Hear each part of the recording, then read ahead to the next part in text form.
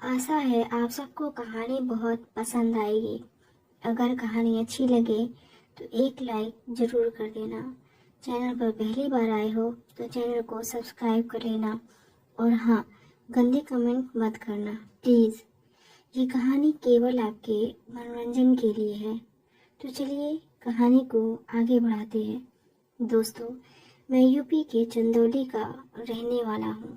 मेरा नाम लक्की है और मैं बीएससी फर्स्ट ईयर का स्टूडेंट हूँ। यह कहानी मेरी और मेरे पड़ोस में रहने वाली एक लड़की की है जिसका नाम कोमल है। वो मेरे से उम्र में बड़ी है। मैं उसको कोमल दीदी बोला करता हूँ। वह अभी बीएससी कर चुकी है और एमएससी कर रही है।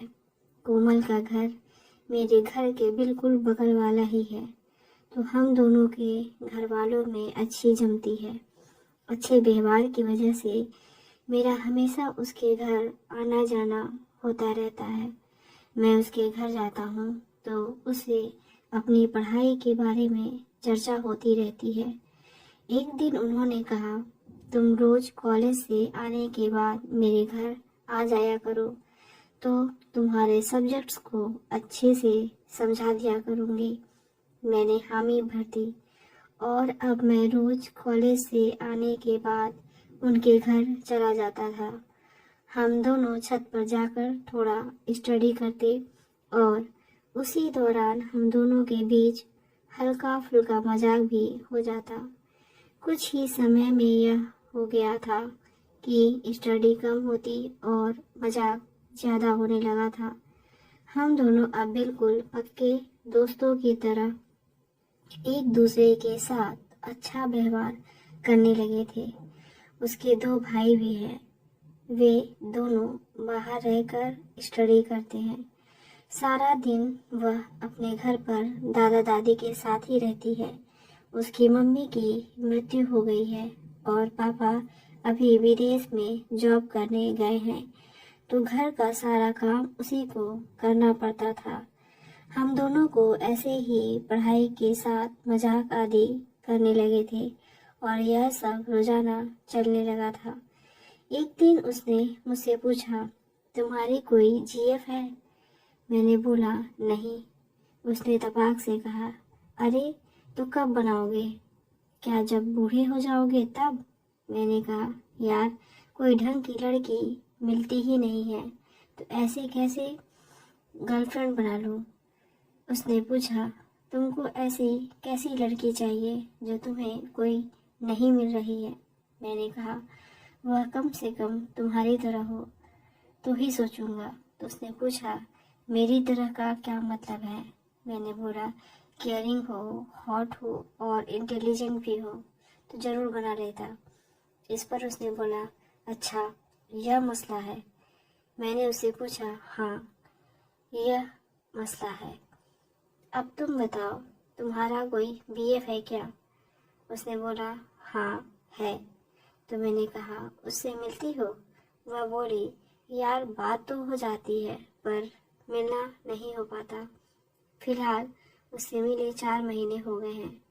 तब से अब तक हम नहीं मिल सके हैं। मुझे बाहर जाने का टाइम ही नहीं मिलता है, तो कहाँ से मिलूं? मैंने पूछा, अच्छा कहाँ कहाँ घूमी हो उसके साथ? उसने कहा, यार वह मुझे लेकर तो कई बार गया पर घूमने का टाइम ही नहीं मिला। मैंने कहा, इसका क्या मतलब हुआ? जब साथ जाती हो तो और कैसा घूमना चाहती हो? उसने कहा, अरे वह सब छोड़ो। मैंने कहा, ओके और बताओ उसके साथ क्या चल रहा है? उसने बताया, वह घर आ जाता है। खाने पीने के बाद हम दोनों का ऐसा रहता है कि थोड़ा सा रेस्ट किया और उसके बाद जरा सा भी टाइम नहीं मिलता। मैंने कहा, अरे तुम रेस्ट क्यों करते हो? उसी समय घूम लेना चाहिए ना। उसने कहा, जब तुम्हारी जीएफ होगी और बाहर घूमने ले जाओगे ना, तब सब पता चल जाएगा कि रेस्ट क्यों करना होता है। मैं समझ गया कि ये क्या बात करना चाह रही है। फिर मैंने पूछा, अच्छा बाहर घूमने कितनी बार गई हो? उसने कहा, गई तो कई बार हूँ, पर घूम नहीं पाते। मैंने कहा, अच्छा, घूम नहीं पाती हो? कुछ हुआ भी है उसके साथ, या बस ऐसे ही रेस्ट ही हो पाता है? उसने मेरी बात पकड़ ली और बोली, चुप रहो, तुम अब बस करो, ज़्यादा मत बोलो। मैं हंस दिया। उस दिन के बाद हम दोनों में एकदम से खुली बातें होने लगी थी। एक दिन मैं उसके घर गया था। उस वक्त वह लेटी हुई थी और उसकी तबीयत ठीक नहीं थी। मैं बैठ गया और पूछा, क्या हुआ, क्या समस्या है? उसने बताया, यार कमर दर्द हो रही है। मैंने कहा, लाओ मैं दबा दूँ। उसने कहा, चुप रहो, मजाक मत करो, सच में कमर दर्द हो रहा है। मैंने कहा, मैंने भी सच में दबाने को ही बोला है। वह बोली, अच्छा। मैंने बोला, हाँ यार। वह बोली, ठीक है, पहले खिड़की दरवाज़ा बंद कर लो, फिर तेल लगाकर थोड़ी मालिश कर दो। मैंने ऐसे ही किया। उसने लोअर पहना था और ऊपर टी शर्ट डाली थी। मैंने उसकी टी शर्ट को हटा दिया और उसकी पीठ पर मालिश करने लगा। अब वह मुझे लेटी हुई अजीब सी नज़रों से देखने लगी थी। मैंने पूछा, क्या देख रही हो?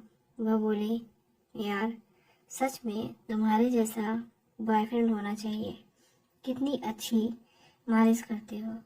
मैंने बोला, मैं सब अच्छे से करता हूँ मैडम, आप मौका कहाँ देती हो? वह भी समझ रही थी कि मैं क्या इशारा कर रहा हूँ। उसने अब अपने लोअर को थोड़ा सा नीचे खिसका कर जगह बनाते हुए इशारा किया। मैंने उसकी पीठ से होते हुए कमर को थोड़ी देर तक सहलाया और तेल लगाकर मालिश करने लगा। उसका लोअर लूज होने से मेरा हाथ थोड़ा नीचे तक जाने लगा था। मैं उसकी कमर का मालिश कर रहा था। मेरा ध्यान नहीं था कि मेरा हाथ कब चला गया, और उसका एहसास तब हुआ जब मेरे हाथ को एक अलग सा फील दिया। मैंने महसूस किया कि मेरे हाथ के लग जाने से उसने कुछ भी नहीं बोला। मैं लगा रहा। मैंने समझ लिया था कि वह कुछ नहीं कहेगी।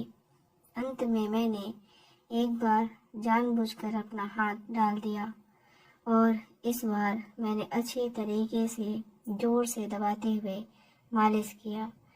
तो इस बार वह मचल गई और बोली, बस करो, तुम्हारा इरादा ठीक नहीं लग रहा है, तुम बदतमीजी कर रहे हो।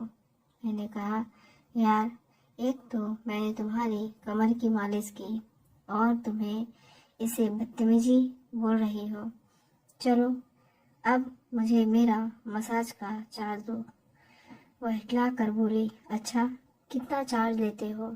मैंने उसकी आंखों में आंखें डालकर कहा, जितना तुम दे सको, पर चार्ज में मैं पैसे नहीं लूँगा।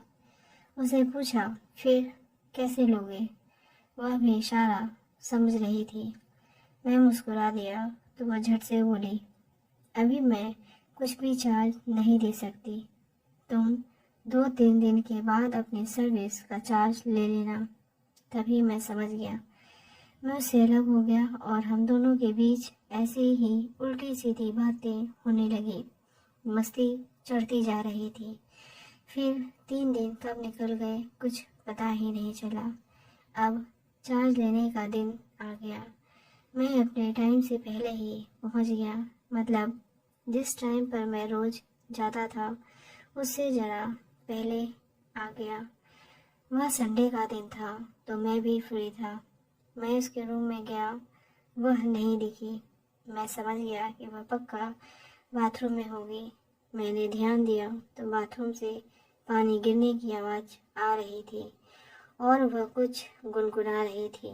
मैंने बिस्तर पर देखा तो उसके कपड़े रखे थे। मैं उधर ही बेड पर बैठ गया। उसे पता नहीं था कि मैं कमरे में आ गया हूँ और बेड पर बैठा हूँ। वह नहाकर एकदम से बाथरूम से निकली। जैसे ही उसकी नज़र मेरे ऊपर पड़ी वह घबरा गई। मैं उसके कपड़ों पर ही बैठा था। उसने खुद को संयत करते हुए कहा, मेरे कपड़े दे दो। मैंने कहा, आओ खुद ही ले जाओ। जब वह कपड़े लेने आई और कपड़े खींचकर निकालने की कोशिश की तो वह नहीं निकाल पाई। मैंने उसे जोर से खींच लिया तो वह गिर गई। उसने झपट कर तौलिए को ले लिया। मैंने उस पर अपना हाथ रख दिया। वह सहम गई और शर्मा भी गई। वह बोली, कोई देख लेगा। मैंने कहा, इधर कोई नहीं देखेगा, दरवाज़ा बंद है और खिड़की भी। वह बोली, जल्दी से अपना चार्ज ले लो, नहीं तो कोई दूसरा आ जाएगा तुम्हारी जगह। मैंने यह सुनते ही अपना हाथ रखा। वह बोली, पागल हो तुम। मैं उसकी बात को सुना करते हुए लगा रहा। वह भी अब पूरे मूड में आ गई थी। वह उसी तौलिए से पूछने लगी। थोड़ी देर बाद मैंने उसे फिर अपने पास खींचा। वह बोली, साले पागल हो क्या? मैंने पूछा, तुम्हारा बॉयफ्रेंड कैसा है? वह बोली, यार उसका मत पूछो, वह तो बेकार है। वो सही होता तो तुमको चांस क्यों मिलता? मैंने कहा, मज़ा आ रहा है। वह बोली, हाँ बहुत। मैं कहाँ मानने वाला। वह देख रही थी। मैंने कहा, यार मज़ा नहीं आया, मेरा फिर मूड बन रहा है। वह बोली, तो अब क्या करना है? मैंने कहा, यार वह तो बस ऐसे ही स्टार्टअप था। वह बोली, रुको पहले मैं देख कर आती हूँ कि कोई आया तो नहीं है। फिर वह बाहर गई और दरवाजे बंद करके अंदर आ गई। मतलब वह खुद मचल रही थी। हम दोनों मस्ती करने लगे। मैंने पूछा, मज़ा आया? उसने कहा, यार सच में अभी तक इतना मज़ा कभी नहीं आया था। सच में तुम बड़े खिलाड़ी निकले। मैं तो तुम्हें छोटा समझती थी। मैंने कहा, मैं तुम्हारे जैसा ही हूँ। वह हंसने लगी। उस दिन से हम दोनों बिल्कुल खुल गए हैं और अब जब भी मन होता है मुझसे बोल देती है। अब तो उसने अपने बॉयफ्रेंड को भी